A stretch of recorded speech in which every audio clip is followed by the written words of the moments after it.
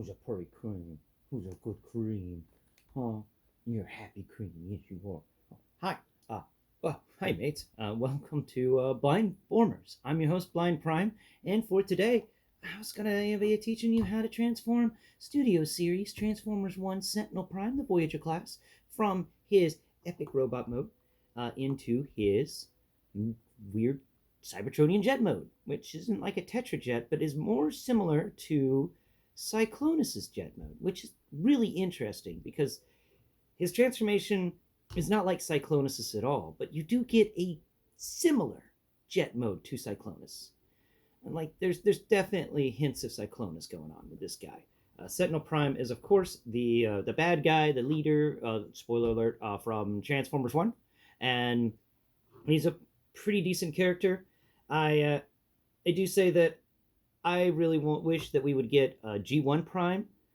I really want G1 Sentinel Prime. That is one of my grails. I've always wanted that figure. Like I always wanted the Tetrajets, and I always wanted Origins Wheeljack, and I always wanted Origins Bumblebee.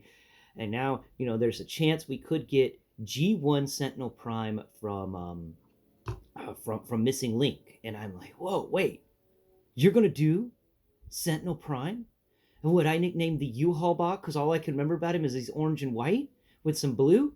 It's like, cool. Yeah, I've always called him U-Haul bot in my head because he's orange and white and some blue. It's perfect U-Haul colors. So that is going to be happening with Missing Link, but I really, really hope it happens with Age of the Primes too. Like that would be amazing if we got G1 Sentinel Prime, because G1 Sentinel Prime is something that we've never gotten before. It's a figure that's always existed out there in kind of obscurity. And wouldn't it be amazing if they finally printed it in plastic? And from what I hear, Missing Link is doing it, but I really would love it if Age of the Primes did it. And there's rumors, the Sentinel Prime pack thing that they're talking about for next year. What if that's G1 Sentinel Prime? That would make me a very happy Prime. That would make me ecstatic if it was G1 Sentinel Prime they release next year. That would just be, it would be a dream come true. So that's exciting to talk about and think about. So let's get into today's video about this. Please like, share, and subscribe if you haven't already subscribed. Comment below. Let me know what's your favorite transformation been out of the Studio Series Transformers 1's characters. I know we've only covered this one. And his transformation's kind of neat. I've heard good and bad things about the rest of them, so I would love to hear your opinions in the comments below. Leave them, please. Okay, now let's get into this transformation. First step you want to do is you got to take off his shield. Okay. Now next step is we're going to go ahead and take off the shoulders. I put his null rays on these little shoulder areas that he has. So we're going to take off his two null rays, which are really small null rays. You would think he'd get bigger null rays. He's got wimpy null rays. It's so sad. He's got sad null rays. Let's go ahead and add the null rays to the shield, so we don't have to do that later. Because there's you can put him together without the null rays being on the shield, but I just like how it makes the figure look in vehicle mode if the null rays are on the shield. Okay, so first step you want to do is you want to first find his head and then rotate it 180 degrees. We're just going to do that one first. There. Look at that. Easy step. Done. Okay, next step is we're going to grab his arms, fold his wings backwards, put him into full butterfly pose, and then grab his arms and disconnect them from that center column. Disconnect. Fold that bit up there. Okay, now disconnect you. There it goes. Okay, disconnected from the center column, both arms. And then come down here to the hand, and you're just going to pull his ankle arm, not his ankle armor, his wrist armor down over his hand. And I do it on the other side, pull it down, and it kind of locks into place. It's really neat how that works.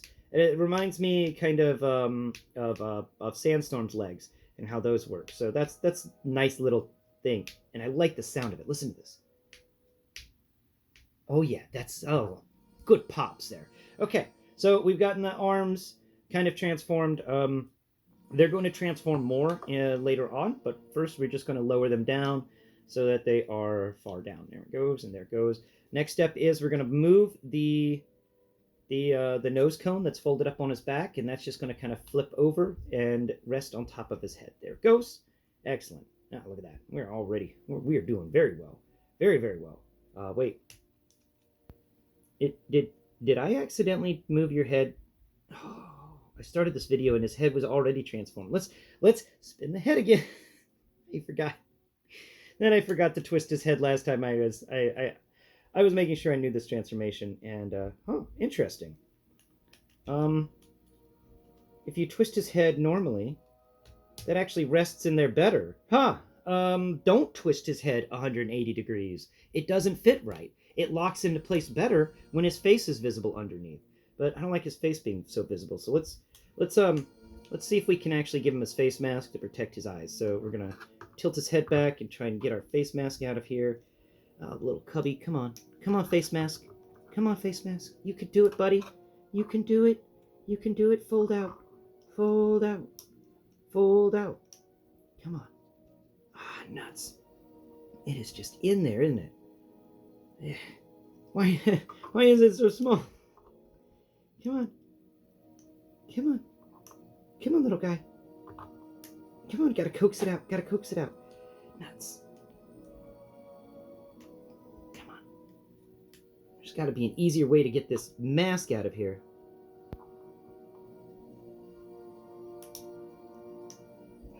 Nuts.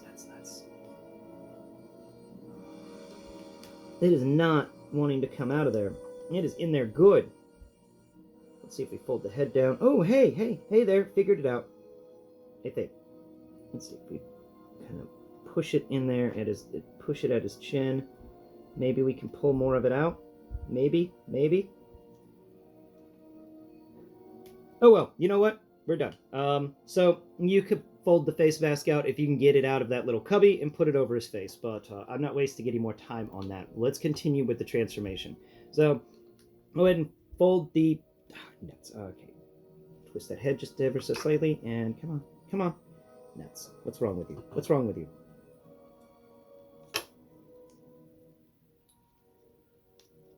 Okay, it's in. Good. Okay, next step is come down here to the legs, and we're going to just combine the legs together. It's surprisingly simple how his legs transform. So we're going to combine his legs together by just squeezing them together. They get squooged together. Then come down here to his toes and pull his heels up, and we're going to give him his jet boots. So fold out both of his jet boots, and then fold that stuff down on either side, and then fold his toes up to rest against them. There we go, and there we go. Folded up toes, and you would think that you'd have to, rotate it so that those are actually below and the folded up toes are on top, but no rotation occurs here. Next step, come to his backpack, and we're going to unfold his backpack by just grabbing it above and below. So grab it right behind the head where we folded this bit up, the nose cone. So grab it right behind the nose cone and grab it right there behind, between the back legs. You want to make sure you grab it there, and not on the wings. So we're just trying to grab the center of it. And now this entire center, once we pick it up, so you're going to move it upwards on a little bar hinge, and then you're going to drag it backwards. Okay? So once we get enough freedom of movement by pulling it upwards, we can then pull it backwards, and it's going to rest in the gap that is on the thighs. So it's going to rest between the backpack and the back of his lower legs. So covering all of the thighs. That turns out pretty good. So now we can fold the wings down on either side and knock that over, or try to. Make sure you squeeze those in together and rotate the legs just a little bit. Move your fingers down the back of the plane now and make sure there's no gaps. If there's a gap, you may have to wiggle the legs just a little bit more to, make sure that gap is completely filled in. Next step is find the little wings and find the part that has the tail fin that unfolds, and feel underneath that. You'll find there's a little bitty tab. There's the tab sticking out of the bottom. Now, find his legs, find the engines, then reach on the side of the engine, and you can find where the leg kind of bulges out, right on the either side of the engine around the foot area. In there, right at the peak right at the peak of that, because this is a nice little slope peak. You know, it slopes up, comes to a level mountain peak, then slopes down into the back engine. There is a slit in the plastic there, and that is a port. And that port belongs to, you know, this little thing sticking out the bottom of the wing underneath the tail fin is going to go into that port. So we're just going to move it into that port. Now, it doesn't like to be in that port all the time, so you're going to have to play with it. I know. Sometimes clearances suck, but that is what we got to work with. So make sure that clearance is good. There we go. We did it. Now we're going to do it on the other side. We're going to find that little port. We're going to then stretch the wing down, and we're going to wiggle that little port until we get it in there. There it is. Excellent, excellent, and solid. That makes these wings very solid, those two connection points. Then you want to fold up the tail fins, and you want to fold back the little winglets on the side.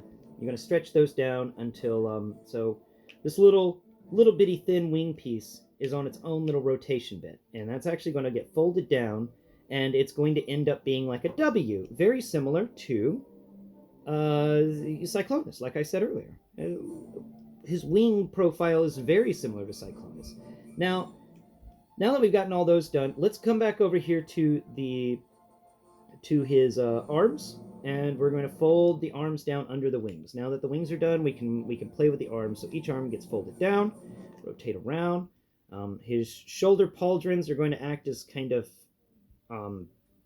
just big old square things that are sitting there. They don't really fold or transform very well. Now, come down to his arm here, and when we fold the shoulder assemblies down, his arms are actually going to go down and almost come to the rear of his engines here. They're going to be very, very close to that, but they're going to run over underneath the wing. Feel underneath there. You'll find that there's this weird square place that's got a little port sticking out of it, and these arms are going to run right on top of that weird square thing. Now rotate the arm so that this rectangular peg that the shield fits on is facing outwards, away from the aircraft. And that is going to allow a connection to appear, and it's going to connect into that little tab we mentioned. So the tab is going to connect on the lower arm right behind this pulled out wrist protector. So we're going to come down here. I know, I keep forgetting the name for a wrist protector. I'll probably remember it and scream the name out later. Now we're going to do the same process with the other side. We're going to move that arm down. We're just going to kind of position it, rotate it so that that tab is facing away from the aircraft, and then we're just going to kind of tab it in place. Now these tabs are a little annoying because it doesn't always want to tab in place, but once you get it, you got it, and it does not move.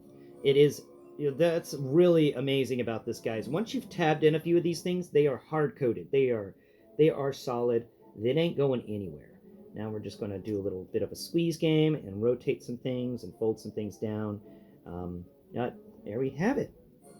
There is Sentinel Prime. Now take his shield, and on his back you'll find there's a little tab like his shield clicks onto between the two back wings, and we're going to put that shield there right between them, and the null rays are going to face forwards, and there you go. And like I said, I love the wing pattern, but we'll talk about this figure in his vehicle mode tomorrow. Thank you all so much for watching today's video. I hope this video helped you transform your Transformers Studio Series Transformers 1 Sentinel Prime.